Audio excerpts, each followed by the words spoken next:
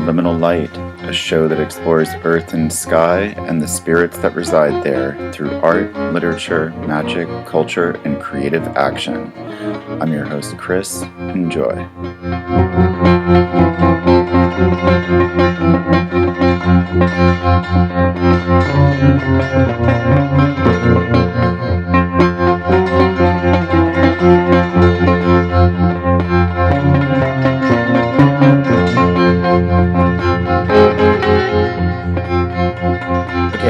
So this is the first podcast episode I've done in about a year, and that's mostly from being really busy with a project focusing on the lunar mansions and working with a list from the Greek Magical Papyri and from the Prayer to Mene, and getting really deep in that with artwork and automatic writing and research and it's been full immersion, and I've been working with Elodie this whole year.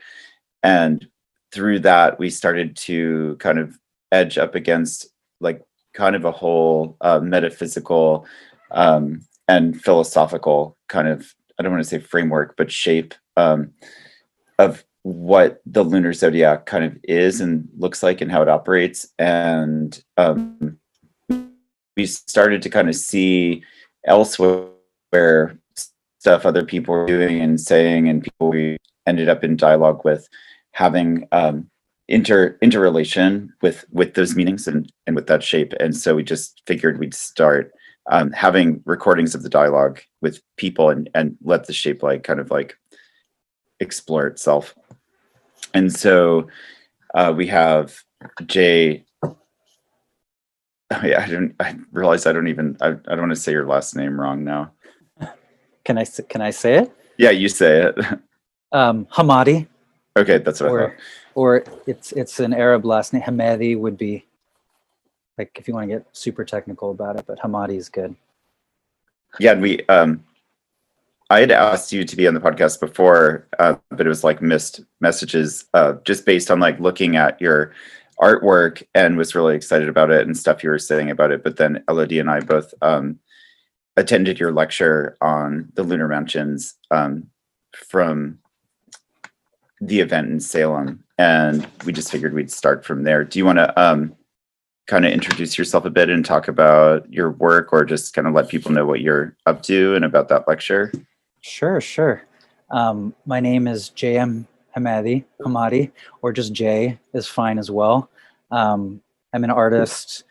I've been interested in like cross sections of aesthetics, esotericism, and religion, these sorts of things, for a while now, and I like to write about it when I can. The research is continuing and ongoing, and in my artwork, I try to combine these sorts of things as much as I can, wherein there is the aesthetic component, but there's also some degree of spirit contact, or like trying to channel something or other, working with spirits through aesthetic or fine art mediums, this sorts of thing. And the talk that I did at the Salem Summer Symposium was called Lunar Mansions Through the Hourglass Darkly. And I really like the way that sounded, just like the title. But there's a meaning behind it for me, which was that the moon, which is oftentimes used not only for fixed star work, astrological magic, and of course in lunar mansion work, I see as this a mirror of sorts, or this an entity, a mirror, a place of like a body of water, a place collecting memories, and a place collecting images, and a sort of bridge between worlds, like a dark looking glass where images can be distorted in various ways and take on their own new forms in the moon. And so that's the title of the class. But basically, the class is about lunar mansions from an Arabic grimoire perspective. The Picatrix or the Ghayat al-Hakim being the one that people are the most familiar with, but me doing work around Ahmad al-Buni's Shams al-Ma'arif, which has a section on working the lunar mansions and has a lot of information on the lunar mansions in general. It has not been translated into English, so I've been working with an Arabic and Spanish translation to translate into English as much of it as I can, in particular the parts on the lunar mansions and stellar asterisms. So what I wanted the class to be was a presentation of the material that hasn't been presented in English on the lunar mansions to English-speaking magicians and magically inclined people, as well as artists, because once again, that's the background that I'm coming at it from, and I think is similar to a lot of the work that you guys do with lunar mansions and with the moon. That the moon has this imagistic quality to it, and is filled with images and inspiration and imagination. And so I think lunar mansion work is almost inherently aesthetic. So I kind of put the class out there as like good for magicians, but also artists. Yeah. Yeah, certainly. And I think one of my favorite parts about it was the images that you selected, and then the way you kind of presented them and wove them into what each of the 28 places would be like, and how that sense of art and looking at art and like kind of moving almost like into the painting and into the landscape itself, and it being a very evocative place and almost like an imaginal construct. And that was really good curatorial, but really good intuition and also kind of cleverness on selecting all those pieces. Thank you. I come from this art history background to some extent with the art major and college and whatnot, and I really love the format that art history uses to teach. For me personally, I know it doesn't work for everyone, and that's why I preface the talk with this, which is like I come from this background, and I really like I like the format of putting the image up first, even before text, and using the image as this locus for discussion, like even before any text goes up, and kind of people get into discussion around it and talk about ambiguities of it, and just have that discussion just about an image before seeing a bunch of text that people will just most likely copy down into notes. That's one of the things that I like about aesthetics and training in the fine arts, is that it teaches you to become more comfortable with ambiguous things.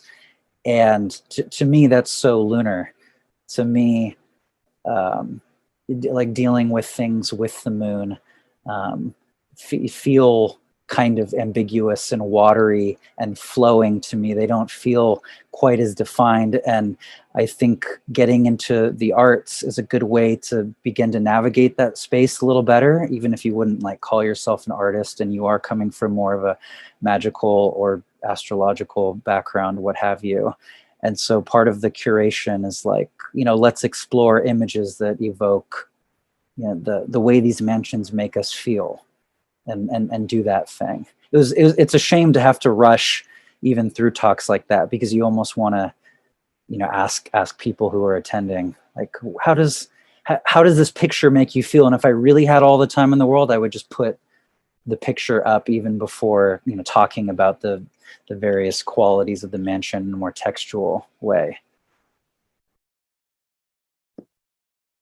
Yeah, totally. Yeah, and I think what you were saying, that what Elodie and I do is make an image, kind of an automatic drawing or painting, every evening, or sometimes in the morning, and sometimes one of us will be producing in the morning and one of us at night, and also automatic writing, and that we found that for us at least, the spaces are what you're saying about ambiguity, that I think a word that we use a lot is like elasticity, and that there seems to be like a definite organization to to the 28ness of the places, but that there are these kind of stretches that are more or less elastic, and that's not always because of, sign border, like closeness to like what would be like the 12 degrees and 51 minutes, and you got close to it, like you got close to the where the moon is supposed to switch. Now you're in the other place, and you're getting feedback from both. It's not exactly like that. There, it is just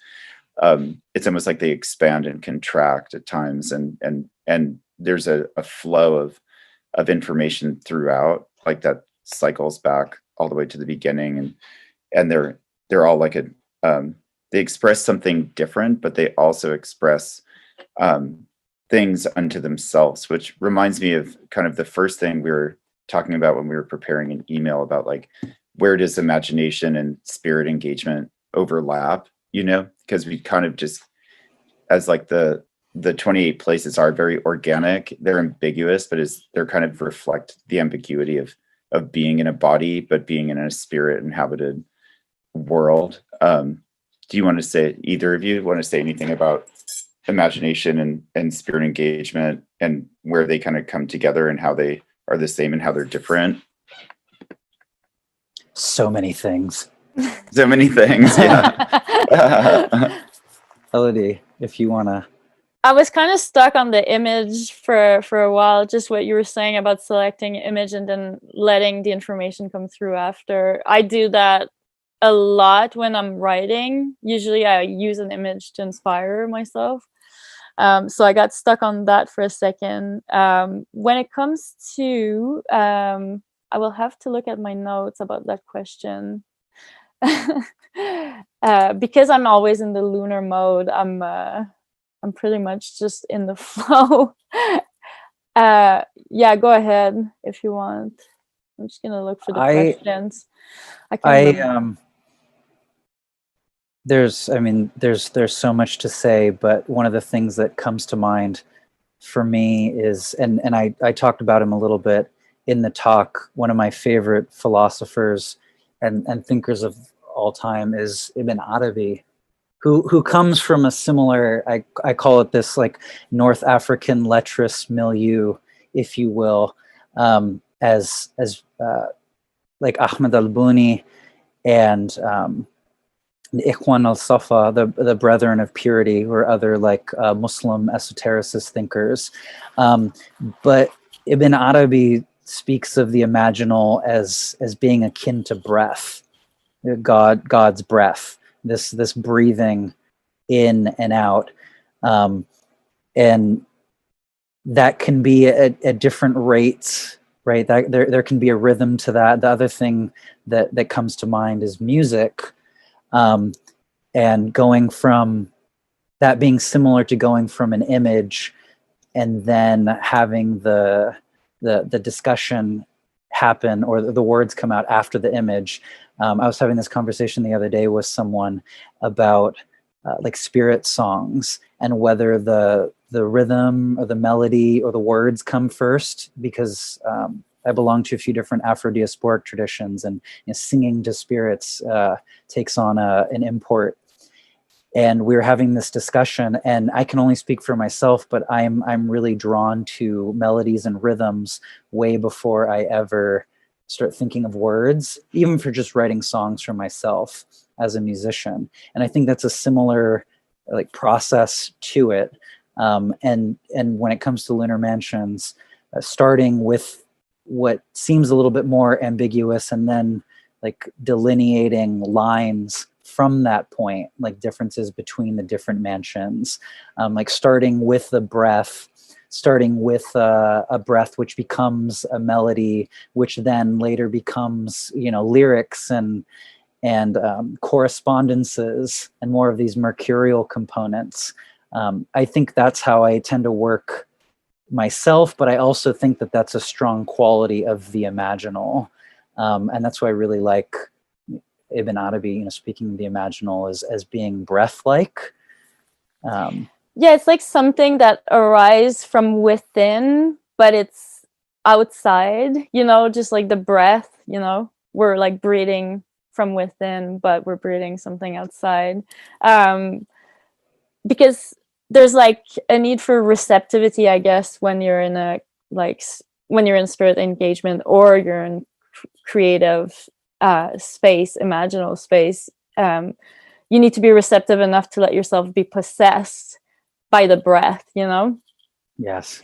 So when you asked that question originally, Chris, I was like, it's kind of like starting from within, but it's outside. That's how it feels to me. I was going into like the feeling sensation of it, as opposed to trying to think about it. And I guess, yeah, the breath is a really good example. It's like a parallel of possession of that space. In to out. I stick with the musical,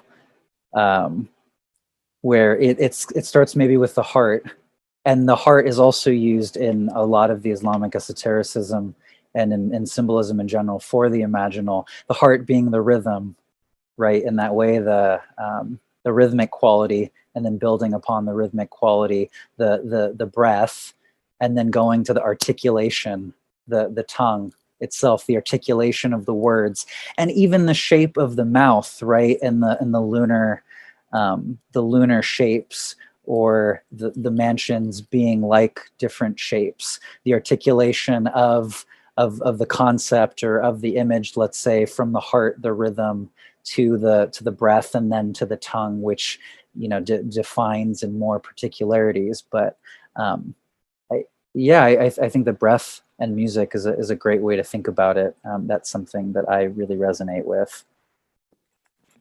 Yeah, and I think, in the PGM too, when they talk about the way the universe would be put together, it repeats multiple times that it begins with like the 7 sounds that are uttered that like feed themselves into the 28 shapes of the world, and that it repeats this multiple times. And so it is like the breath making the sound, and you see all the barbarous names, the strings of vowels that are so important in that text. And they're using Greek letters, so they each would have a tone, and then they would each and rhythm would occur.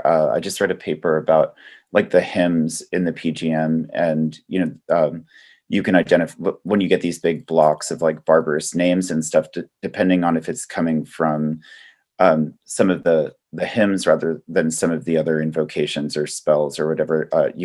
I can't see this. I don't have the training to see this, but people that study poetry see the rhythm, that it's like one is written in like a pentameter, or so pretty right away, like you already see this recipe of like breath, tone, sound, rhythm, like you're saying, before the mercurial component even comes upon it. But that what Elodie's saying of like that inside outside, and what you're saying about like beginning with breath, like kind of speaks to that, like imagination, spirit overlap. Is I was speaking when we were kind of like preparing to that, like the imagination is almost like does a couple different things. Like there's almost like 2 axes of like kind of active versus passive. Like like we kind of know what active imagination is. Like I'm going to go on a journey, or I'm going to do this kind of like imagination, like visionary work or whatever. But then passively is always happening, and I think when people think of just creativity, like drawing a picture or something, it tends to be more passive, like and then like actively, you could be doing these other things. But then that's like maybe one, this direction or that direction, like in or out. But then there's also the kind of like the imagination is sometimes, I think, scanning itself, and scanning your body, and then sometimes sort of like scanning the outer world. And there's just huge frontiers and overlap, like kind of going back to that lunar ambiguity and elasticity, that there's kind of like a bio-imaginal analytical kind of feedback loop with the senses. And we're kind of like this is what our body is, this is what our body feels, this is what's happening in our organs, and it's things that we don't even feel that are going on in our body, like what's happening with our nerves and our blood and our glands. Is kind of like, in that kind of like, I know, like Taoist philosophies will talk about like dream interpretation via or like assessing the body condition, like with dream interpretation, like, oh, you dreamt about this, so that relates to there's something going on with your organ, and that's the quality and condition. But we're probably doing something like that all the time, and then there's no like hard border between the inside our body and outside our body. Like we're filled with like the flora and the fauna and like, you know, like microscopic worms in our eyebrows and stuff, and then the outer world. And we're in like I've seen like in like National Geographic like close-ups of them, and it's like Dune, you know. But yeah, and then, you know, that's all extending out of your body, and so you kind of are a self, but then you are integrated in everything, and you're a bunch of spirits and a bunch of tissues and a bunch of systems that are all imagining themselves all the time. And that's like, you know, like if you have indigestion, you're going to imagine certain things, and if you're feeling well, other things, and it affects your concentration. But when you're like, okay, I'm going to interact with the spirit, you essentially use your imagination in a somewhat active, somewhat passive sense, and you're going to get some information from your own body and some information from outside your body, and then it's going to be like modulating. But, you know, and you just kind of have to like start wrapping your mind or being able to navigate your attention. But yeah, like if we go back to the breath, I mean, the breath just happens, you know, like it really just happens. So it goes back to like, yeah, like if you're saying like, you know, like we're inhabited by spirits and it's filtering through. If we take the comparison of the breath, like it literally just happens and it builds upon itself, so into that rhythm, and complexifies itself. And so imagination, if is like the breath, you know, first it comes in a wave and then starts complexifying itself. That's a way that I really enjoy thinking about it. And I think it has its precedent for sure. Like I know we're briefly talking about in the Semitic traditions, this notion of, you know, God breathing over the firmament, kind of like with the breath, you know, bringing life. And then in the act of like reading scripture or sacred text, we are kind of like doing God's work in that way, or the ultimate creation. Yeah, in the act of revivifying at the very least, but no, as a creative act for sure. And Chris, what you were talking about with boundaries and the imaginal, I also don't think that there's any hard boundaries there either. Like sometimes the body or the skin, it might feel like one in like the parts of the body that we're feeling certain things when it comes to spirit contact. Makes me think of a lot of different possession religions and possession cults, wherein certain spirits are felt to come in through different parts of the body, and then that is like not necessarily a process that's replicated in the same exact way every time, but you know, the difference between spirits who come up through the feet, or spirits who, you know, who possess through the nape or the back of the neck, you know, and like what way they're climbing up or down the ladder that is the spine, or whether they, you know, come down from the sky into the ground and then up through the feet, or right down directly through the head. In various traditions, like certain parts of the body are thought to be activated when different kinds of spirits are present. So do you think that we're always possessed? Do you think we're constantly possessed? Possessed by our own consciousness. Yeah, I believe so. Or by passing spirits? Maybe not in full possession, but there's this notion of like two-headedness in certain traditions, and people who divine, or people who are actively involved with like prophecy and oracle and this sort of thing, can take on a kind of what gets called the two-headed state, wherein there's like a mild spirit possession happening, where they're conscious enough to still be possessed by their own personal consciousness, as well as having the consciousness of another entity, a helping spirit or something of this sort, who is speaking in the ear to to assist in the divination. In the Islamic tradition with the jinn, this is called waswas, which is like whispering. The whispering in the ear of different spirits. Some which are perhaps a little bit more malevolent and some which are of a more benign nature. But yeah, like two-headedness, I think it's possible to be, simultaneously possessed by one's own consciousness as well as, other entities. And then full-blown possession by something that is not you, of course, as well. Yeah, I guess I was asking, I've been reading a lot about traditional Chinese medicine, and like each organ is inhabited by a spirit. So then your body is fully functioning and fully inhabited by a lot of different spirit interacting with each other, I guess. And I was coming from that perspective, not so much as like a unity of one spirit living in my body, but just a compilation of many, many spirits interacting together. Yeah. I guess maybe not. Or like what we think of as ourself is not necessarily just one, but in certain traditions, the difference between maybe like a head spirit, which is less personal, and then like a heart spirit, which is personal, and then maybe like something for the rest of the body, which in theosophy and other things becomes 7 separate rays or whatever. Like there's so many different ways to break it down.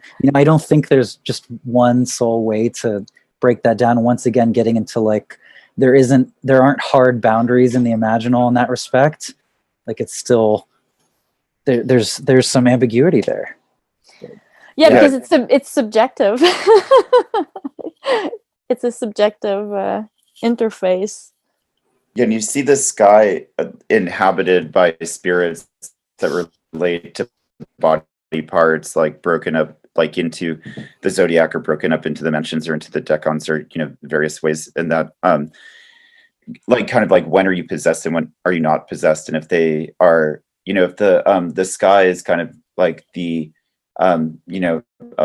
like at night when the sun goes below the horizon, and we get like the map of kind of the firmament being kind of like the map of the spirit world, but also being a map of the imaginal and a map of the underworld. Like maybe not like it's like not it, but it's a projection, like the sun projecting what's below the horizon. And then that shows us like, oh, here's all these points that you can navigate around all those spaces and places, and they relate to body parts. And then you also have spirits of the body parts, and you have you can, when we're saying like sometimes you can like, so you always have those spirits of your organs and of your body parts in you operating, but that you can sort of like invoke like more layers, like more versions of that spirit, and kind of like fill the room, like have more of a liver party than you'd normally have, by kind of like knowing what the kairotic time was when you could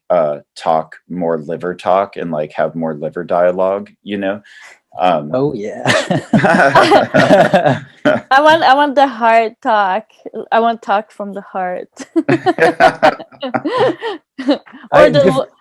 Or the loins, I was gonna say. Loin talk. Give me more loin talk. But you could like even start a dialogue between the heart and the loins, like in that way. Like when we were talking about like imaginal constructs and like kind of like almost like a landscape painting that doesn't exist in physical space, and then you can kind of like inhabit it with characters, like a kind of like possessed Where's Waldo, of like of like heart and loin characters, but that you like kind of like like the right cyclical time to kind of call them into the picture. If the picture can remain static, then you can be like when to open the door to like the heart people and the loins people, the 18 and older version. Yeah, totally. 18 plus version. Yeah. It makes me think like just oh sorry, go ahead. No, go ahead. I was just gonna say I received like a Reiki treatment this week, and she was like, your head and your root chakra is not connected, and I was trying to connect it at the heart. That's basically what she was saying, but it's kind of like the same idea. It's like there's like these function, and they function kind of independently, the intellect doesn't necessarily function with like the root power of yourself. Yeah. And then you meet at the heart. Yeah, the heart is this point of unification. Yeah. Pretty cross-culturally, I think. But I like the heart as this locus of imagination in that way, and imagination being like the most ontologically prior thing, if you will, like the most central thing, or like the thing before all other divisions, if you will. But when you were talking about the sky in particular and body parts, I've been trying to think more and more about particular stars and fixed stars being parts of body parts of different constellations. Like I was looking at Zosma the other day and thinking of loins. I'm like, well, why not the tenderloin of the lion? It's like the lion's back, but it's kind of like the tenderloin, speaking of loins. and the way that different stars, in like mansion practice or in fixed star practice or what have you, the way those different body parts of like constellations and stars being representative of particular parts of the of bodies, how those speak even in like mansion work. Like I mentioned 5 comes to mind for me, the head of the deer being a symbol that comes up in the nakshatra symbolism, as well as in Picatrix. And like, obviously the Orion and Hunter symbolism there, but like different asterisms representing different body parts, and what it means doing this sort of work to like work with particular body parts in the sky and in the stars. Interesting. I like that. Like we're talking about hearts so much, a star like Regulus having the reputation that it does, and like, or Antares, heart stars being so almost representative of the rest of the constellation in itself, for many of them, and like what it means to be a heart star versus a star of a different body part, like an elbow or a tenderloin or something like that. Yeah, I guess the spirit of the heart is just more powerful than the spirit of the elbow for some reason. Darn. All those elbow stars in my chart. Yeah, totally. Yeah, I mean, the heart, like being related to kingship in general, and then maybe not king in like sovereign, but in the sense of being able to kind of be central and in control of like almost like a king in cartomancy, but then and sort of even being like an intermediary, being able to like pull be at the switchboard of like the rest of the body by controlling that, like the metabolic process, like by like heart rate, and then different creatures have different metabolic like speeds, different like life history speeds because of like how like their heartbeat, but and that's just like a rhythm, like a changeable rhythm that you can kind of affect, but kind of it's involuntary, but you can kind of like you can increase and decrease your heartbeat like in various ways, like in stillness and especially in activity, but yeah, it kind of like is the center that like calls the rest of the body spirits in, kind of being like the intermediary spirit. Yeah, I like what you said about rhythm. So ultimately it goes back to time and timing and cyclical timing, looping around. Yep. And also the heart and metabolism, as you were saying, going back to earlier points about the differences, or like not any hard and fast differences between it, like within the imaginal, but if I'm going to warrant a guess, I think the boundaries that people tend to talk about the most could be summed up as like life and death. And I know we were talking a little bit about in the email exchange this notion of fresh water and salt water, which I really like and I find beautifully poetic.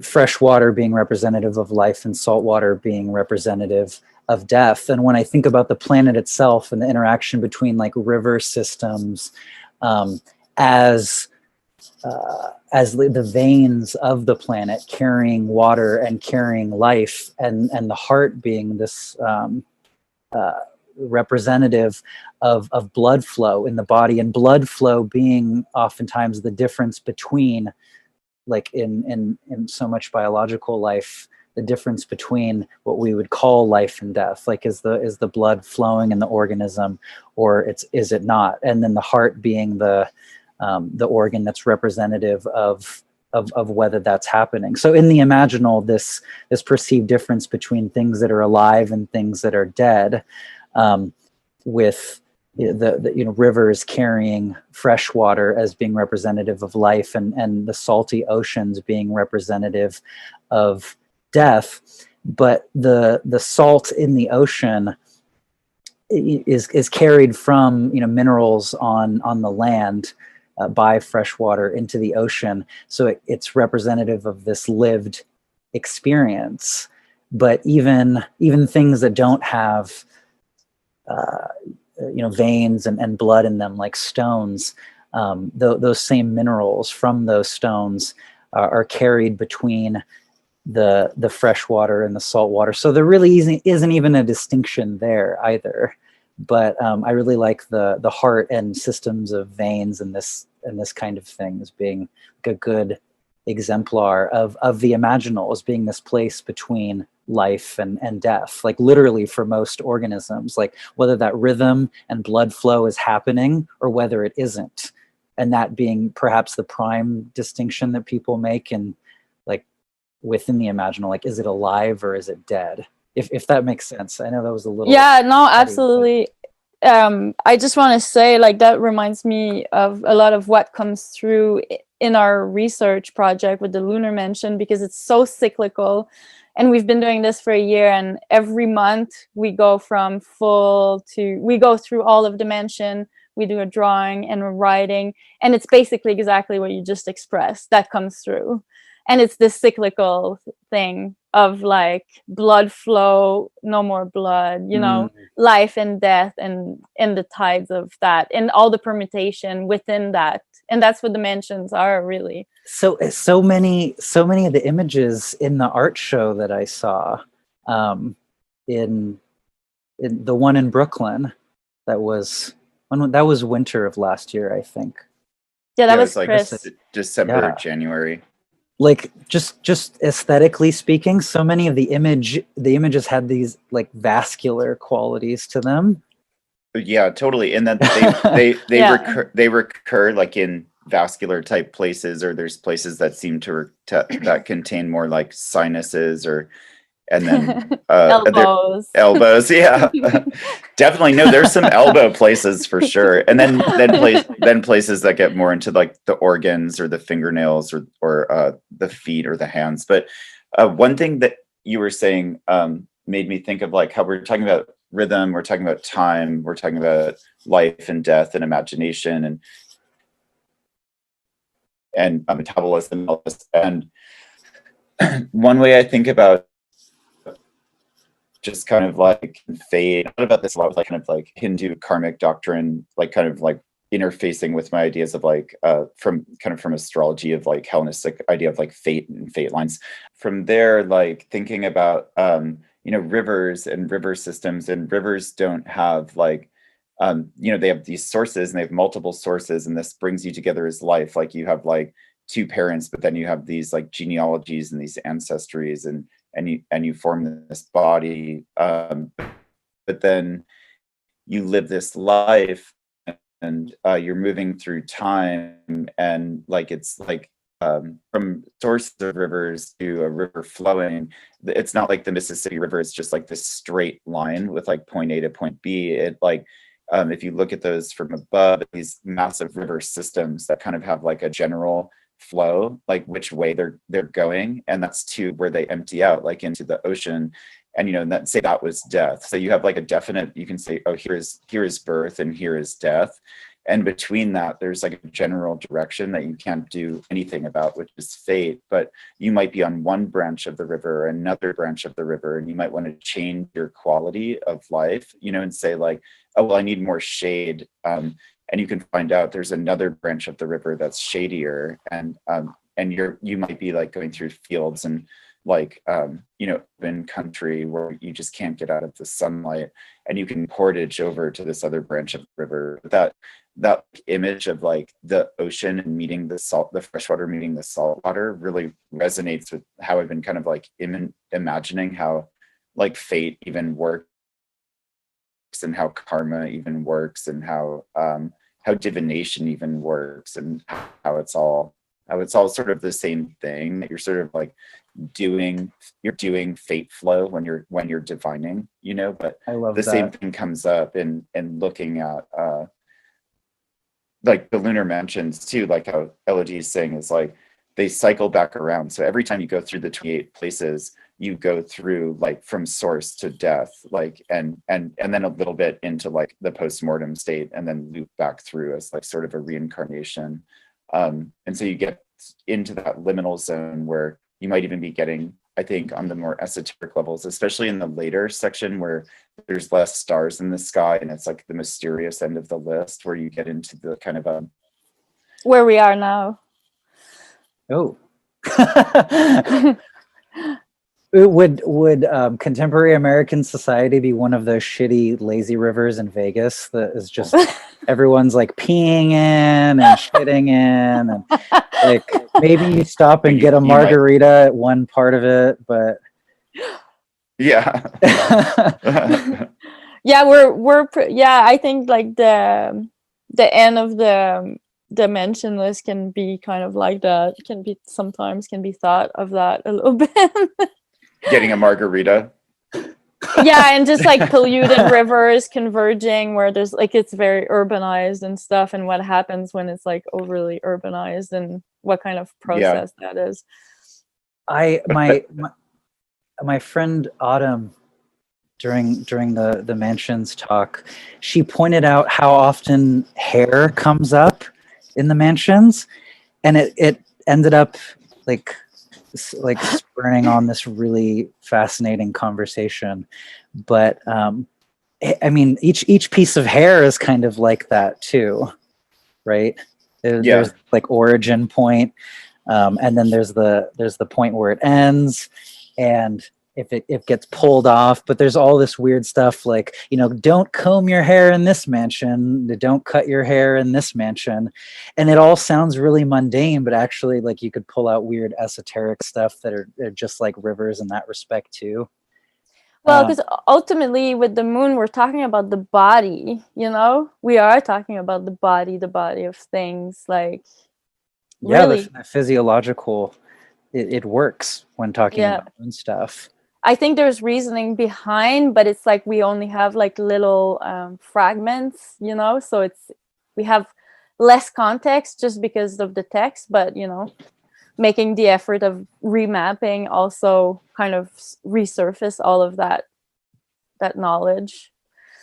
I think engaging with them, I think you did like so intuitively well with all the image, like Chris was saying, the image that you chose, like just through our own process was like, oh my god, these images were like so right on. So it's like a definite space that you plug into, that gives information and that serves different purposes. So there is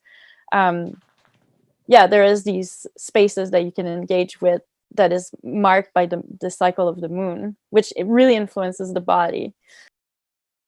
We can just ask, where do creative images come from? Woo! Jump right in. Yeah. Yeah, and we don't have to have an answer. It could just like what do we? Who else wants to take that one? Yeah. No, go ahead, please. I was just gonna say, that's like a loaded question that covers sort of what we were talking about in regards to like, understanding where creative images come from, you have to like break it apart. It could be coming from a lot of different places. And I was reading on your website, Jay, about the Henry Corbin quote about the imaginal versus the imaginary. And that was really kind of interesting because I had never thought about imagination versus the imaginal, but it is two different places. So maybe creative images come from like a variety of places. Sometimes it doesn't belong to you, sometimes it belongs to you. That's a good place to start. And I often find myself trying to make that distinction when having these kinds of conversations, maybe with people who aren't as immersed in this sort of thing, like making that distinction between imaginary and imaginal. And for the last conversation, talking about the imaginal as being sort of heart-centered, or being like a central point, perhaps between two other sides, or just in general being a center point, that the creative process or creative imagery is oftentimes like a meeting point, a crossroads, or like two or more things interacting, and their relationship or they're rubbing up against with one another. So in the mansions class, I really tried to articulate this notion of starlight meeting with human creativity, or things happening in the terrestrial world, and these two things meeting in the imaginal focal point that is the moon.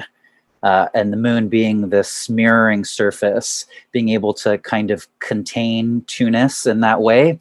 So you have the stories of the stars, and many of them being very, not necessarily human stories, but stories of animals and mythical beings, and otherworldly beings.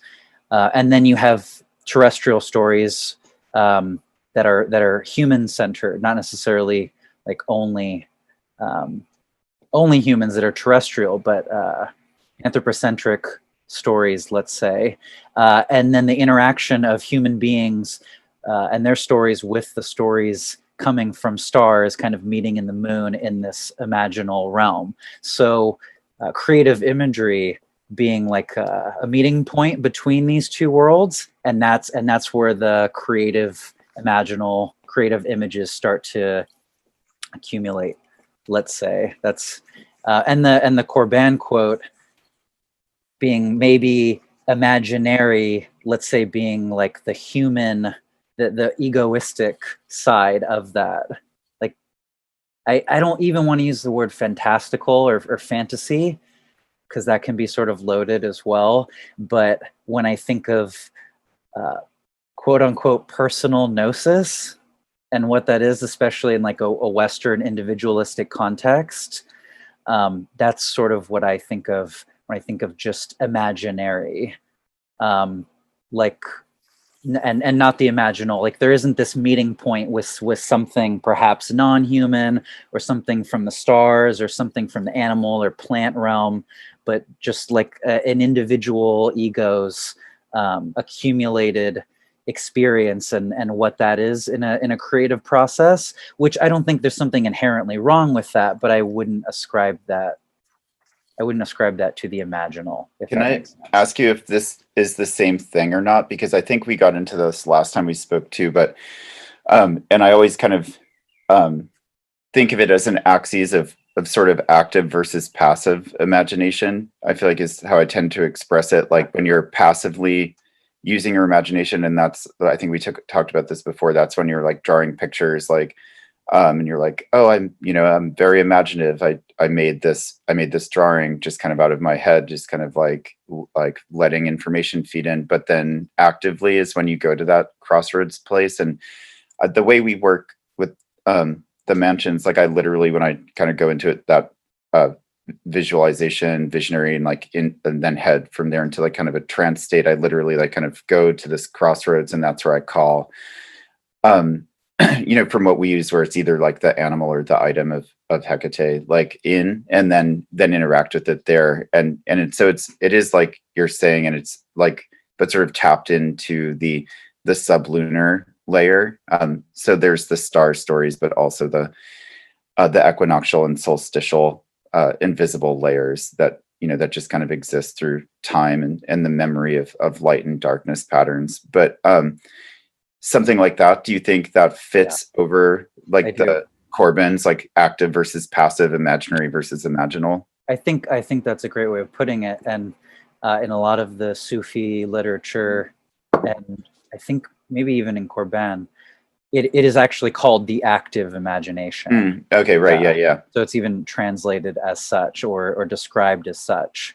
And I was just talking about this with my roommate. We were talking about film before we got on the call, and the differences between, like we were watching David Lynch's Lost Highway the other night, and how we were discussing the film in a very active way, like what's going on here, the different character representations, different interpretations, versus so much of what primarily Hollywood does is like what you would perhaps call passive imaginal, like you're just kind of receiving information, maybe you call it entertainment, what have you. I don't think there's something necessarily wrong with that, but once again, I think that distinction holds up pretty well.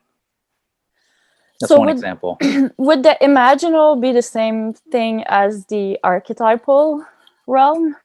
Yeah, that's what I was going to ask too, especially because your example of Lost Highway, because I think of that as like a different kind of drama, like a different put together. Like if you have melodrama on one end and you have regular drama in the center, you have this like more subtly constructed drama of like what Lynch presents that is alive with what you might call archetypes. And then when we first asked, like, where do these creative images come from? Like, like,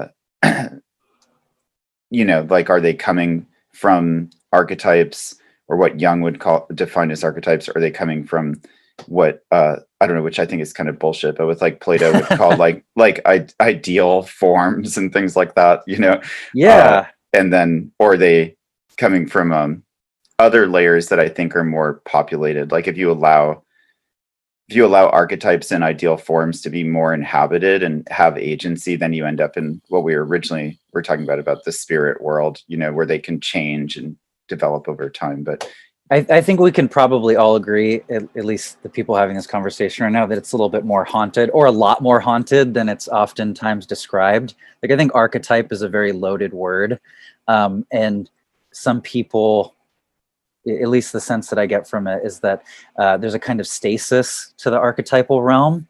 As you're talking about, like ideal platonic forms. It's very static.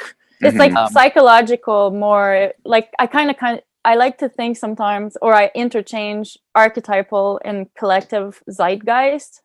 So it's kind of like whatever's happening in the collective at this moment is kind of, you can tap into it, but it's more of the archetypal realm because it doesn't have other place in time. It's like very of the moment or something like that.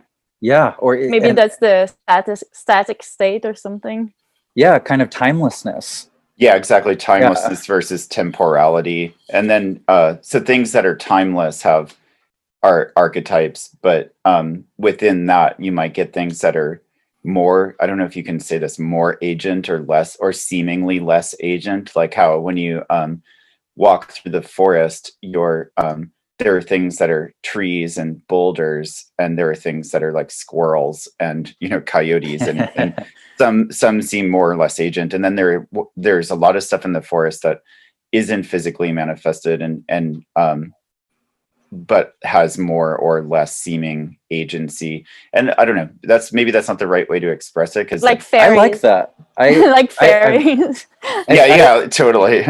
I've never thought about that before, but as you said that, I'm thinking about like the plurality of form and the kind of agency that comes with that, and some things that, like you're talking about stones and trees, which almost have more of an archetypal thing going on. Like when you think of a tree, how many things are ascribed to trees, whether it's the root and branch structure and the trunk structure, axial kind of concepts. It has this very like original feel to it, this axial feel to it. And then when I think of a squirrel, it doesn't evoke that, you know. Yeah, when I do my squirrel. Yeah, because and that's the multiplicity of form, which I think those two things are obviously connected, the very axial things and the very multiplicitous things. But when I think of multiplicity of form, I think of the moon. And when I think of archetypal things, I think of the sun. When I think of multiplicities of forms, I think of the moon, and thinking about the difference between, you know, like a lunar zodiac and a solar zodiac and what that is. I think the sun and the symbolism around it tends to describe more of those things we would call archetypal. And then the moon, and then also Saturn, the moon and Saturn representing things we would call temporal. And in temporal, in time, things are multiplicitous and like ever growing and ever changing, right? I think so then it means that in the archetypal realm there is the squirrel, which is never changing. But then in the imaginal realm, there's like whatever the squirrel is doing at this moment. Yeah, and there's like various spirits that are squirrels or squirrel-like or can squirrel, can like squirrel as a verb, you know, if they need to. But I think there's also like, I think it's true that there's one sense of archetypes or forms that are solar, and that might be more static. And then there's, you know, like annular, you know, more like the sun comes around every year to the same spot, and you're like, oh yeah, it's this again. Like it has that pole, like, you know, as like in like everything orbits around the sun. Whereas the moon might present something that you could, when you try to like get to whatever those archetypes are, they become more haunted. Like it's more, they have more of that. And I want to go back and do it. I don't want to make this statement that like trees have less agency than squirrels, but that there's some like factor, and I don't want to get mathematical either, but it's almost like, you know, like activity over time, like in motion or whatever. There's some, and like you said, axial, like in the like Northern Europe, there's the whole idea of like the world tree, and the squirrel it goes up and down the world tree as this like creating spark, and it's almost like the electric, the expression of like electric current going up and down Yggdrasil, making these connections. And maybe that's, I don't know if that's mercurial or maybe partially lunar, but there's something about like being slightly more haunted and full of kind of like decisions and communications and activity that is like maybe more like non-moral, you know, with what's under the moon rather than the sun. It's like they could be good to you, they could be bad to you, they could, you know, like which makes you think of how the moon gets wrapped up with Mercury too, like in Thoth, you know, but you know, being like both a mercurial god and a lunar god. But and also like what you said about axial and the sun being like, you know, sometimes I think about if all of the planets orbit around the sun, it kind of is like the sun could be considered a pole with all of these like almost like ribbons around it, like helixes, and you get that with also, because you said like Saturn and the moon are both temporal, and I completely agree. But then there's this other, and you see how they're you know, like 28, you know, like 28-ish days, 28-ish years. But then there's this other thing with like the way that the eclipses interact with Saturn cycles, where you're always going to get nodal oppositions or nodal returns around Saturn returns and Saturn squares and Saturn oppositions. And so you get like another expression of the axial. So, I mean, I'm kind of just like ending nowhere right now, but maybe you're hearing what I'm saying. You know, absolutely. I think to kind of go back to creative imagery and imagery, even the glyphs that we use for, let's just take the sun and moon, the glyph that we use for the sun, or not the glyph that every culture uses for the sun, but the one that we commonly come across is the circle, you know, with the point in the center of it. Once again, that kind of central axis. And then oftentimes the moon is represented as a crescent, you know, not necessarily the full circle. And like the interaction between the thing that's on the outer edge, and even in the Chaldean system, Saturn and the moon being on the outer edge, like 3 over from the sun, on both sides or on either side, the things that are on the outer edge versus the thing that's on the center, and even the pictograms oftentimes, representing that as such. Like you said, the sun being at the center of the solar system and whatnot. So I think these kinds of things that we're talking about also get reflected in the imagery that we use to represent them. And when it comes to something like art making around these kinds of subjects, perhaps the more someone approaches it from that direction, as opposed to just like what you see in a lot of contemporary art is just like throw something up on a canvas, or just an assemblage of different objects, and then calls that something solary, calls that something lunary.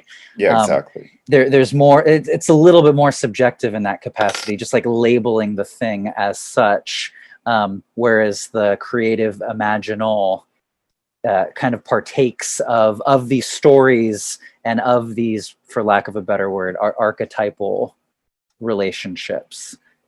And I like how you were speaking of like the imagination being more of sort of like the arising from the ego, because the sun is sometimes compared to the ego, and the sun is also considered very creative. Without the sun nothing exists.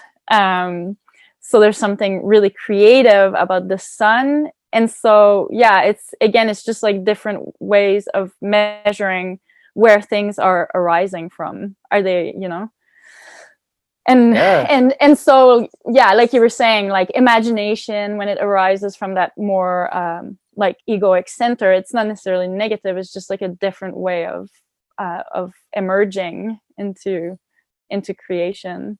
I was just reading this book on Babylonian astrology yesterday, and then they're talking about the different symbols of the planets, the sun being that circle with the dot, and the moon being the crescent moon. But still, the moon god, like Sin, is let's say ontologically prior, or births the solar god.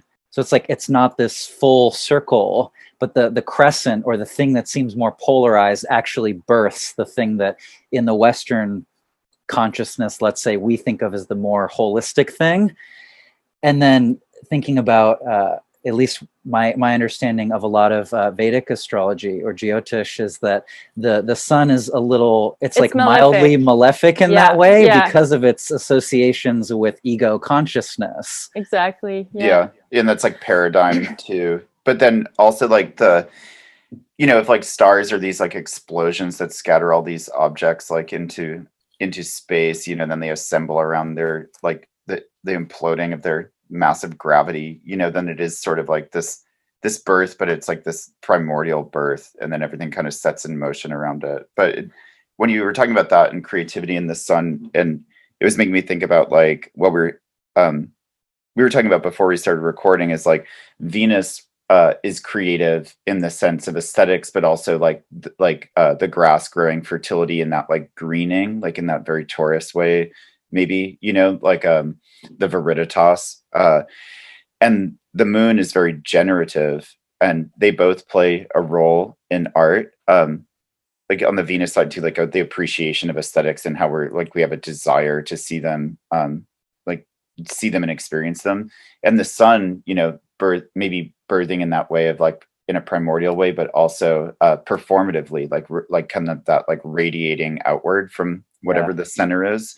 Like when we first started talking, you brought up again like the heart center, but and what were you saying before we started recording, Elodie, about Mercury in that sense? Well, because we were you asked the question and we're going there, but you were asking, I guess, when is creativity Venusian versus more lunar? And then if creativity is sort of like a translation of something, then there's also Mercury that can act as that, the translation of a like a spark or creativity, impulse, and emergence has different sort of purpose and reasons. And yeah, I guess I don't know if I understood your question correctly, but that's when it came through.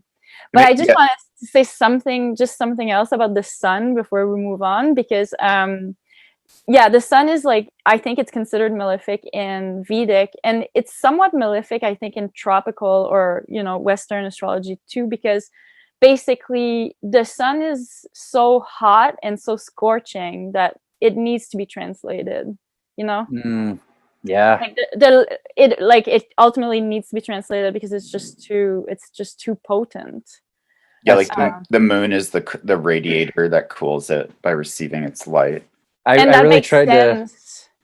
I was just going to say, really tried to hammer that point home, talking about a lot of the Arabic grimoire material, because in Arab culture, the sun is like definitely malefic. In desert cultures, right. And so that translation process that's happening through the moon, and the moon is seeing as like the translator of stars, but also she cools down the light just enough for things to grow, Yep. And that's probably why, like you were saying, it's like it's the moon that created the sun to a certain extent, or it's like the generative principle arises from the moon only because the sun on its own just can't do that. Or to have it be sustained and articulated in a way that other people can experience and partake in. Like when I think of the creativity of the sun, I think of sparks of Apollonian inspiration, sort of like sparks of prophecy and whatnot. But the articulation and elongation of what that could be, like actualizing that potential, then you kind of get other planetary influences that can come in and do that. And we were kind of talking about that in the first talk as well, like the difference between the imaginal manifesting, perhaps starting in like a heart center and then moving into like a throat center, and then the articulation of the tongue being more mercurial, and like the path of breath in speech in that way. So I think those are perhaps different ways of describing a similar sort of process. But I know, Chris, you had mentioned in one of our talks before this, and I really like this, talking about the differences even in the way people practice magic, and how perhaps the more mercurial components tend to get emphasized, like the technical qualities, but you see less people practicing magic in a more Venusian way, I guess, through aesthetics, and less in like technical numbers, at least in Western magic. Yeah, and I think that's when magic becomes art directly, like when your magic like kind of leads directly to art making, and then that like continues as like a magical act, like you scry an image and paint it, and then scry the painting, and then get a new image or things like that. Whereas like Mercury can be really curatorial also, might be part of his role as like creating with Mercury. You're like the collagist, but I was thinking about the sun still, and like the ego thing, and being malefic, and how the moon kind of can contain some of that and bring it into a state of generation, being that like the artist almost in their like, the way we see the artist, like maybe after like kind of the decadent period onward or something, like in like just being like mad, the mad, like crazed artist in their crazed, like creative state of mania, like being almost like a solar state, like a magmic or plasmic bursting, like fiery state, but then like the moon can kind of cool that into something that can manifest and be sublime. But also that we were talking about the heart and heart center, the heart being the older place of the mind, whereas the brain was often thought of as like a radiator, for where, all the humors get cooled in the brain and they recirculate back around. And people would say like, to keep a cool head, like to like keep your cool. And then, and that's also the source of phlegm, because, phlegm comes out of your face and like your brains and your in your head, so like modern science might have it all wrong, because they know now, like neurologically, they're like, they know like the mind does not exist in the brain, and that's a problem for scientists and neurologists. Like we know that like if you if you were to damage the brain, thinking ceases, but that like you can't actually locate the consciousness in the brain. And you're like, so what are all these neurological, electrical, synaptic, and also chemical things happening in the brain? You're like, I don't know, it might just be the operations of cooling all the humors that go all around the body. Like, see any that's reason. Such a rant. There's such a rant there. So, yeah, totally. Anyway, okay, so maybe let's go back to some of these ideas here, like because we were talking about the axial and like kind of and in the archetypes outwardly and in the celestial scape and in like walking in the forest and all of these different things. But as far as inner outer, like can we think about that access and how do these images like kind of filter through us and come from our inner world and end up in the physical world outside of ourselves? Like, what role do we play there? I think there's personally how I experience it, like how things emerges. I feel like it's kind of like a full saturation state from within and from out. It's almost like an ambient kind of temperature. That is like experienced internally and outwardly. And I think that's kind of what intuition is too, the intuition about the moment. That's where I tune in. It's kind of like a pool. I'm like inside a pool and my body is giving me the signals from whatever I'm basking in, but it's arising from within. Does that make sense? Yeah, definitely. I mean, that actually like brings us to the other question we definitely wanted to get to, was because that's exactly how I think about what happens when the moon is in each of the 28 places, is that it's the moon, that when the moon is in one of the 28 places, to me, it feels like we're almost submerged completely in that place. That like if you were to do some Jupiter magic, it would turn on everything Jupiterian and you'd be like, you'd almost have this like radio transceiver to be like, okay, well, I'm holding this Jupiter talisman. Anything that's around that's Jupiterian is going to pick up on it and by sympathy be attracted to me or light up for me. But when the moon is in a mansion, it feels like our whole reality, like everything in the sublunar layer, just gets put in a pool of that place. And it's just sort of, yeah, like the creative aspect of that is like that. Then we have whatever's inside of us and that intuitively is trying to like equalize in temperature to that outer environment. So in addition to like how things emerge like from the inside of us and come outward, also like do you feel like the 28 places are these continual filters that are always happening within creative process? I do, and they also feel particularly watery for me as well. And I think the moon being associated with water is fairly well established cross-culturally. But to the previous question, to what Elodie was saying, I also, that process also feels watery for me, but I tend to have that disposition. I think that it can also be pretty subjective in the sense that our way of connecting with the imaginal, with creative imagery, the mileage can really vary with that. And I think some people who have more of a, let's say, a fiery or an earthy disposition might not naturally go towards the pool metaphor or something like that, or even be as attracted to the moon and magics related to the moon as people who have more of a watery disposition, let's say.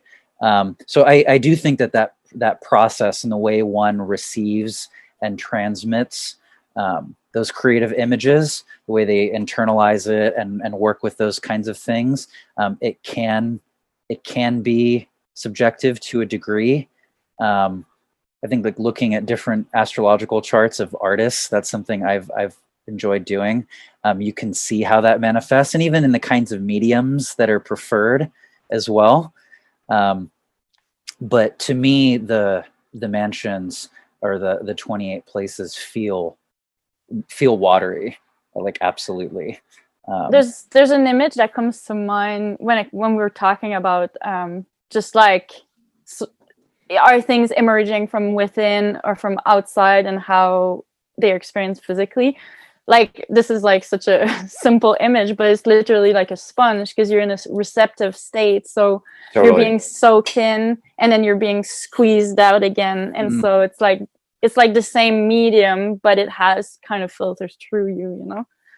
Yeah, and the squeezing is almost like more what I would think would be related to like phase and like lunar day. Yep. Like, you know, whereas like the liquid, the fluid is the mansion, and then the tension, like the tidal type tension, like is coming from the moon's like proximity to us and by her like waxing and waning. Spongy. Yeah. Spongy. Well, I mean, we talk about water, we talk about receptivity because water takes the shape of whatever it's in, you know? Yeah, I was going to say it is a lot of sponging and seeping and leaking and flowing, and like how water almost like, you know, like water, like if you're watering a plant and you don't aerate the soil, it just pours over the top and water will all follow each other, you know, it'll follow itself. And it makes me think of two things when I think about how this all happens as the moon goes through the places and we get these different seepages and then like spongings, like one being what I think of as kind of Hecatean, and the other I feel like is kind of Luciferian, like, but they're related almost as like this the opposites of each other. And maybe, I don't know, like my metaphysically, or I don't know, my internal alchemical map might say that like has something to do with dragons, but that's a whole other topic. But anyway, so one being like the void, you know, of like blackness, and then the moon or any light, starlight, lightning, as like emerging out of this blackness of space or something. And I don't know, that you could go anywhere with that into like dark matter or whatever, just say the void. And then and that being kind of Hecatean, and that like light. And so that's almost like epiphany, you know, just like and like you said, you were saying earlier, personal gnosis, but then gnosis outside of the personal. And then on the other end of that, like I think of like ink and paper, and maybe this goes back to the Thoth Mercury moon god thing, like, because, you know, like papyrus is made out of reeds that grow out of the swamp, and it's a very lunar place, but then you do a very mercurial thing with it. And then this is the part that feels more Luciferian to me, is like that, like the ink kind of flowing into the page and then saturating the page, and like the page is almost like the sponge, and the ink that saturates into it, you know, is being the opposite of that light darkness epiphany, like flow in, flow out. But that, like, in both situations there's sort of a liquid and a flow in and out of medium. And but what the liquid is, what, you know, is what's coming out of the quill at the moment, to me seems like it's at least, if not wholly, whatever place the moon is in at that moment, it's at least flavored by it. Like you're like, oh well, I got some Fifth Mansion in my juice, you know, like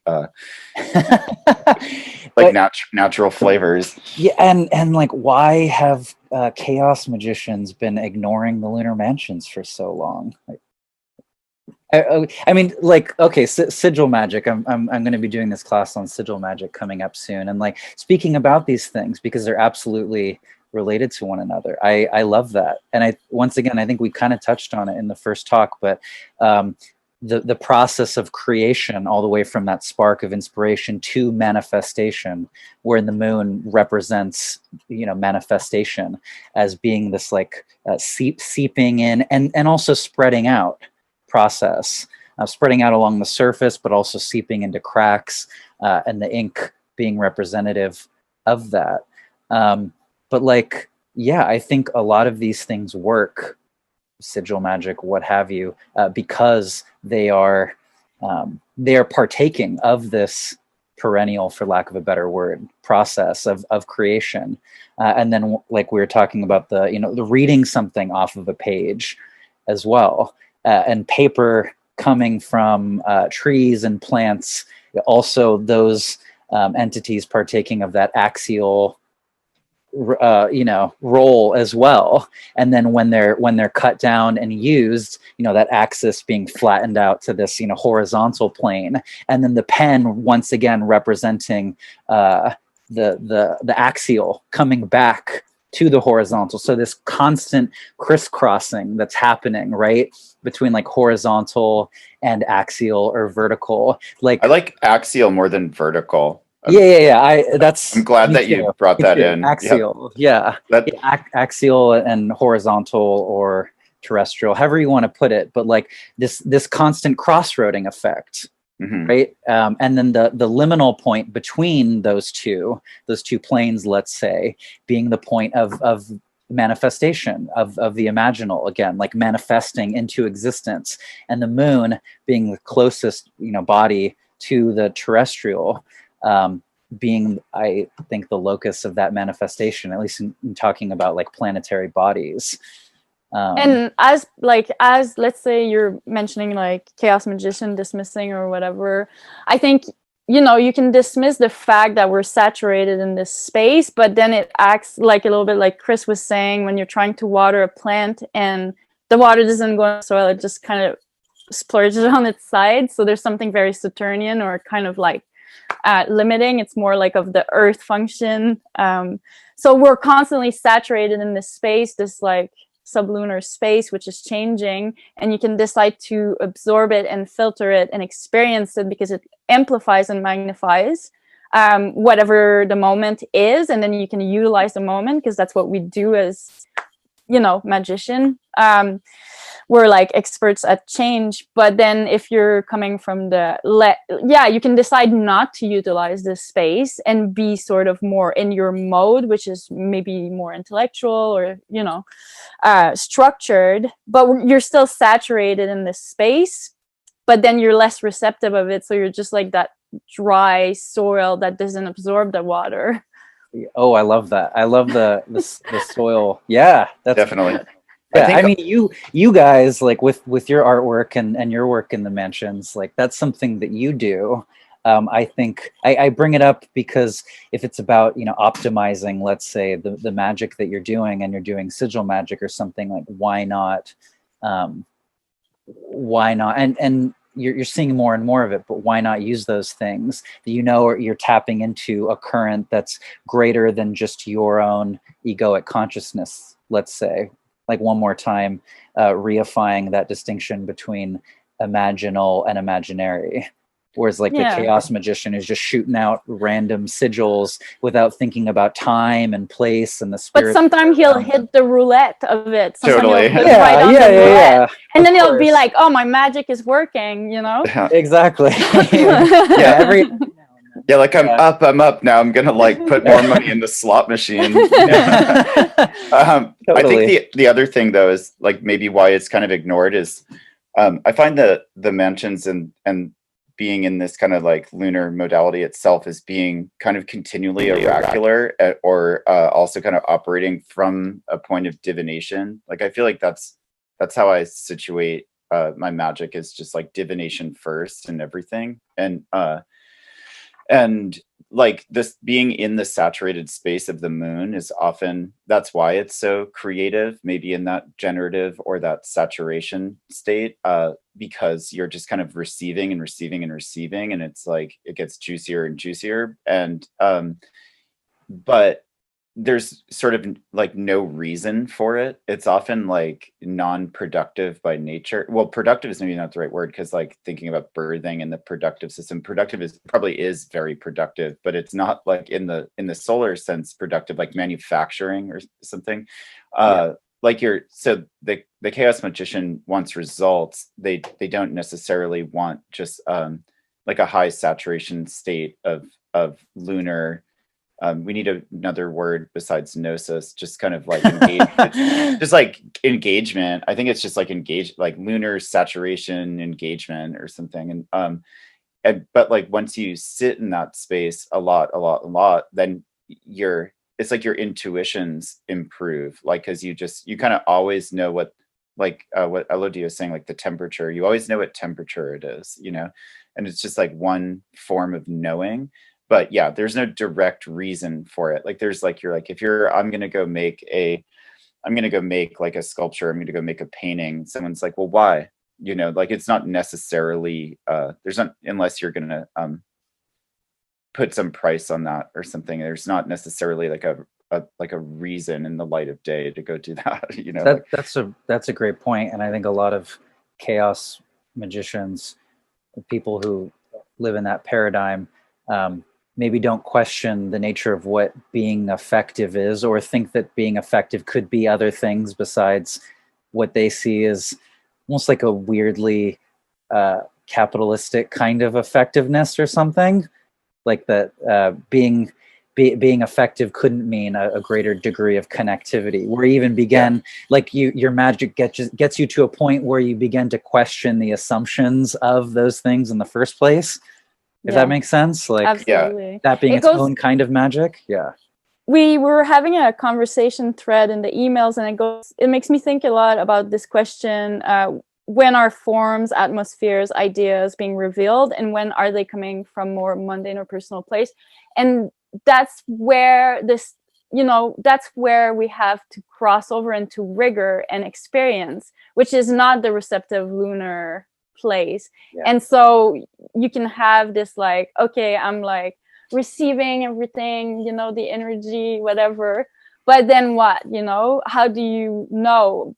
But so then you actually do have to switch mode and bring in the rigor and the discipline in order to over and over again kind of refine your perception or your receptivity. So it's kind of like switching completely into the other mode, because otherwise everybody are completely absorbed in lunar juice constantly and filtering and there's no structure, there's no, it's just, we're all just like one filtering. Big fancy wet dream.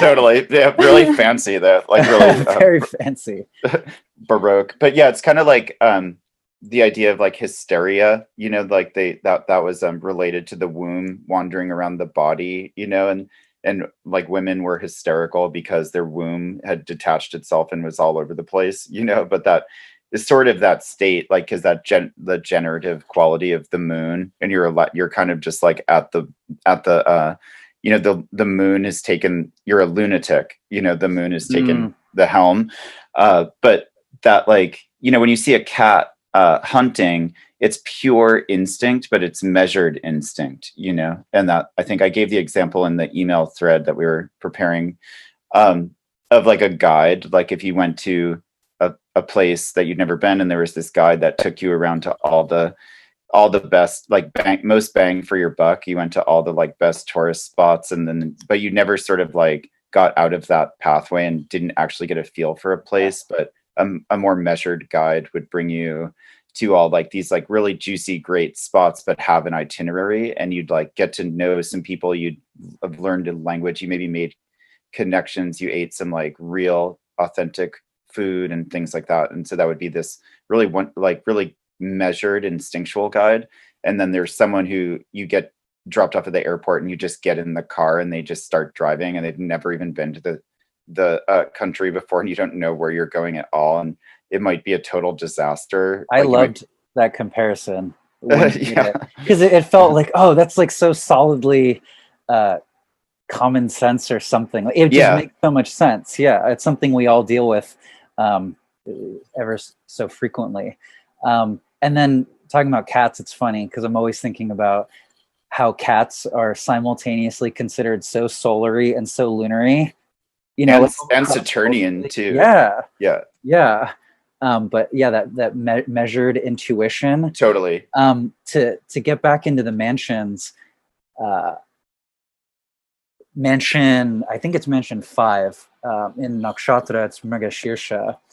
And then that being the deer, or being representative of the wilderness, and also being ruled by the Vedic god of the moon, Chandra. And mansion number 6 being the hunter, and this myth about Brahma hunting I think one of his daughters, who becomes a deer who runs away. And like what we're talking about being the very directed, for lack of a better word, solary consciousness, represented by the hunter, which like focuses and is effective in the way that Western culture considers effective to be, like to focus in on a thing and to direct one's energy towards it in this way, the hunter. And then the more lunary consciousness, like you were saying, which just kind of spreads out. Like it's oracular, but what do you do with the information, Yeah, but it's like the wilderness in that way. Yeah, exactly. You're a better guide, like if you know a place better, and like you're a better hunter. I think that's why we think of the 20 that as dimensions as places, because you're like, oh, I know this place. Like I've been in this place. I know what happens here. I have a sense of it. Exactly, and those things can still interact. They don't have to be mutually exclusive. Which is why I like you saying guide. Because a guide is someone who kind of like, there's almost like a psychopompic element to it. Mm-hmm. Yeah, someone who's like guiding and showing and curating too in that way, right? It's like a less violent and antagonistic way of doing it or something. You know what I mean? Definitely. Of bringing those two worlds together. To go back to the questions that you had earlier, Chris, just to go back a little bit of like rendering what is being filtered correctly, and you had this question of how important is it to render correctly what is experience and what it means, or what does it mean. So like, is it important that things get filtered out correctly, and what does that mean? Elodie, did you use the word rigor? Yeah, I did use the word rigor. So you see it as a very rigorous process. Yeah, definitely. I think, well, because I like to go into that space, but I think that space on its own, the auricular space or the receptive state, if you're not actively using it, then it's just that, I think the rigor is good when you actually want to do things, when you're ambitious and when you're more Saturnian, or when you're more of the material world, like, I mean, we do things for certain different reasons and stuff, but I know personally, how do I know dimensions? Well, every day for the last year, I went into a trance state to see what dimension is about. It did take rigor to go into this receptive state, because every day, depending on what's happening, sometimes I'm traveling, sometimes I'm hanging out with my friends, but I rigorously still did this. So there's like an organizing principle to it. Yeah, and so I think like the two coexisting together is when it really becomes like something that can be more than just like an experience of the moment or something. Well, it makes me think of what you were saying earlier about the difference between like just kind of whatever entertainment Hollywood Hollywood movie versus watching David Lynch, where there's like it's more subtly put together, because he has a very rigorous idea of what his what he wants to express. And maybe it's a muscle, maybe it's like a muscle memory, Mm-hmm.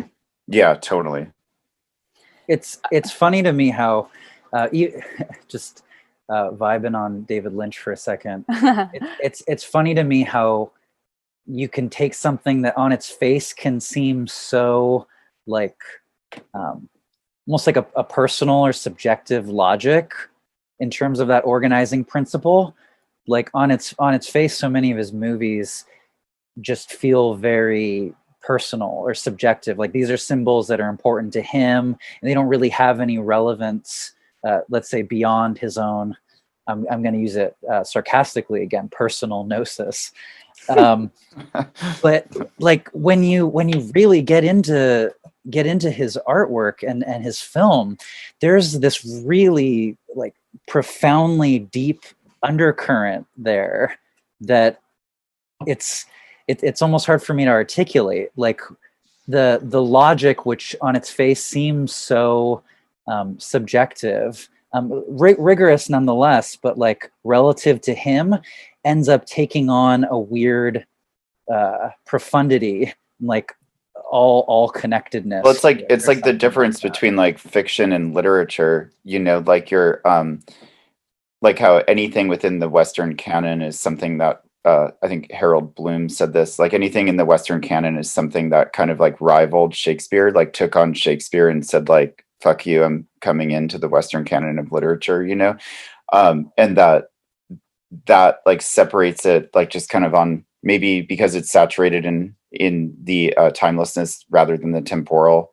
And that's like this, like what we're saying about like some Hollywood movie versus Lynch, or some tawdry fiction versus something that could be considered literature, is almost like you could be something could just happen, an occurrence in your life, and you could reflect to someone, you're like, oh fuck, that was so Mulholland Drive what just happened, you know. You mean my life? Yeah, totally. Well, I think like anyone's life as a magician, as someone who just like thinks magically, or artist. And yeah, and I guess that's the point of these conversations, is like, what's the difference between artists and magicians, art and magic, and you know, like where do we separate out or parse out like entertainment to cinema, literature to fiction? Yeah, even those distinctions, like hills that I feel like I'm going to die on. I still, what I was trying to say was that if you go deep enough into something, even that feels so, perhaps on its face, egotistically relative or individualistic, if you go deep enough into it, it actually takes on this strangely universal quality. So even those distinctions that we've been talking about this whole time, like weirdly, I've like tried to analyze those artworks, let's say, you know, watch those films, you know, write about those things, and those things end up taking on the same level of like archetypal profundity of you know, something that we would imagine is more on its face in touch with those things. There's this weird paradox, right? Like it's the same thing they're doing at the Large Hadron Collider or something. Deep enough into matter, and it still ends up becoming the infinite on the other end of it too. You know, it's like looking out in space, you see it that way, and then going into the subjective or like the internal world, it also, the infinite is also on that side as well. You know what I mean? Like, yeah, I think that's kind of a good place, if you are cool, to kind of just start wrapping up, because I think we got to what we were trying to get to with like kind of what we kept calling personal gnosis, and what we kept separating out is like what happens in the lunar zodiac versus the solar. I think we're kind of seeing where the two interrelate now. We're kind of hitting that point where we're just like slipping effortlessly back and forth between the subjective and the objective, and that's kind of the state, you know, to be striving for. Oh, there's that fancy wet dream. Yeah, let's just end at the fancy wet dream. the fancy wet dream where I contradict everything I've been saying. Yeah, but it's also kind of that. This is like our own form of kind of like lunar tantra, you know, like, oh, I love it. Yeah, we're in like the nonstop wet dream, you know? Yeah, it's utterly pleasurable, at least for me, and mildly masochistic as well. Only speaking for myself there. Paradoxically. Yeah. Oh, well, thank you very much for talking with us, and we want to see more of your art, and hopefully we're going to be seeing that kind of on the onlines. And speaking of which, do you want to let people know how to find you? Sure. Yeah, I'm excited to see all of the things that come out of this and this continued relationship. I guess the best place to find me is on my website, which is STAR star night NIGHT dwell. Speaking of everything we've been talking about, DWELL.com, starnightdwell.com. I'm also on Instagram at starnightdwell, the same name. Those are the two places you can find me hanging out at. Fantastic. Yeah, and you have some classes coming up? Yeah, I I love doing classes with my friend and god sister, Jackie Eloise of the Cauldron Black. They do such a great job in curating, and they have so many wonderful presenters. And it looks like I'm going to be doing a class on sigil magic coming up in sometime in December. Haven't gotten the exact date, where I'm going to try to incorporate many of the things that we've been talking about in this discussion into a greater discussion about Austin Spare's ideas around sigil magic and what that is, as well as what I call a revivifying of the processes that we call sigil magic. So that's coming up sometime in December, and then I'm also going to be doing a few more classes with them starting next year. One on the Mighty Dead, which is a new class series where practitioners are going to be talking about historical practitioners, which is magicians, occultists, diviners, what have you, throughout the world. And that's a series that I'm pretty excited for. I'm not going to spoil who I'm doing just yet, but yeah, and hopefully some more artwork and things to come as well. Amazing. Love chatting with you. I love your ideas. It's so much fun chatting with you. Yeah. Thanks very much, and I can't wait to check out that class. And I'm glad you're going into Austin Osman Spare in the sigil class. That's crazy to me when people leave that component out, and that's kind of the component of of this whole discussion. You know, like the artist. The artist, yeah. Right. And speaking of the Mighty Dead, okay. Well, thank you very, very, very much, and I'm sure this conversation will continue. My pleasure. Thank you both.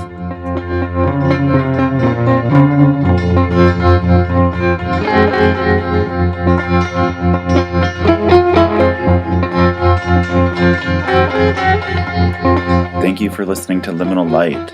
You can find me at atavisceral.com, atavisceral.com, where I post forecasts and articles and offer astrological and divinatory services. For more discussions on the moon, go to lunarzodiac.com and sign up for our mailing list to find out about lectures, workshops, dreaming groups, events, appearances, publications, and whatever else. Now that the show is back on track, there's a bunch more guests lined up to discuss what is going on in the sublunar realm. We'll see you there.